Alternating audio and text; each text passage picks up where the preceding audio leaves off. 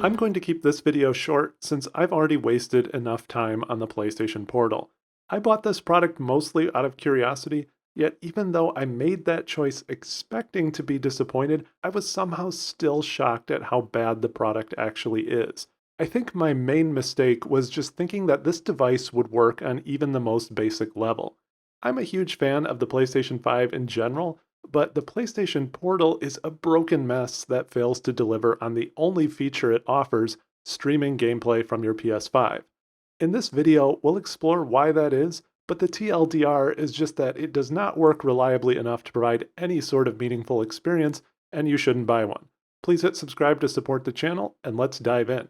When I unboxed the PSP, I was initially semi-impressed, or at least not disappointed. The unit is fairly comfortable to hold and feels familiar to the traditional DualSense with a reasonable weight and decent build quality. In the box, there's nothing more than the unit and the charging cable, and the packaging itself is pretty cheap, but all of that's okay, whatever. When you turn the unit on, the setup process is pretty easy, even though it requires 3 separate updates and 3 restarts, which I thought was kind of odd, but the setup works well enough. I can also reassure you that yes, the LCD screen itself is surprisingly high quality. It has great colors and brightness and doesn't have that washed out backlight look of most cheaper LCDs. It's no Switch OLED, but it's fine. Unfortunately, the functionality of the PSP is so broken that I've never actually seen the LCD at its best, since I've never seen a non-washed out or low resolution image on it. And that's because the PSP just simply doesn't work.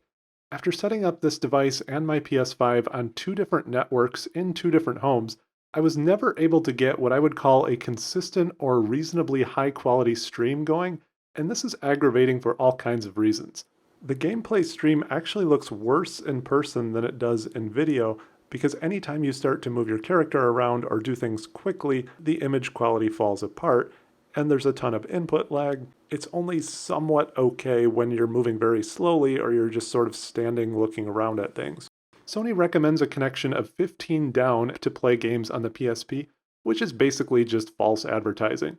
Both networks I tested this on were well over 50 down, and 15 or higher up had only 20 to 25 milliseconds of latency, with no one else streaming on the network at the same time, and neither achieved anything close to a steady or high quality stream, even when I was only sitting 20 to 30 feet from the Wi-Fi setup.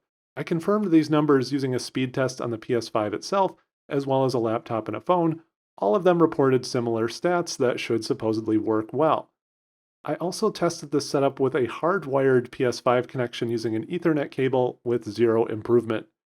The PSP stream was always a choppy mess, constantly dipping to very low resolutions with unplayable lag or latency. However, the worst part is definitely the audio, which is literally never smooth, which yes, is as bad as it sounds. Pun intended. You might get occasional bursts of smooth gameplay, but the audio still constantly cuts in and out even when the video is smooth, and that's truly aggravating to listen to. After various forms of testing and trying half a dozen games, I can honestly say I never achieved a consistent 30 seconds of what I would call an acceptable experience. Aside from the core experience simply not working, the PSP also lacks other basic features, such as Bluetooth connectivity or the ability to stream cloud games or media apps from your PS5. Charging it is also kind of annoying because the port is sort of semi-hidden beneath the plastic shell. The speakers are also very low quality and tinny, with only the higher pitched noises coming through with any sort of volume or depth, which makes the audio stuttering even more annoying. Now, I'm not really one for media conspiracy theories or anything like that, but I honestly have to wonder if some of the major review outlets were either paid off or simply set up with custom experiences to make this work for their reviews. I simply don't buy the reviews that said they tested it from a coffee shop and it worked fine, or that at home it was indistinguishable from playing on a real PS5, especially when there are plenty of more niche review sites out there giving this device extremely low ratings. Have any of you actually gotten this device to work for you? What sort of setup or testing did you work with? Please leave a comment and let me know, and hit subscribe to support the channel.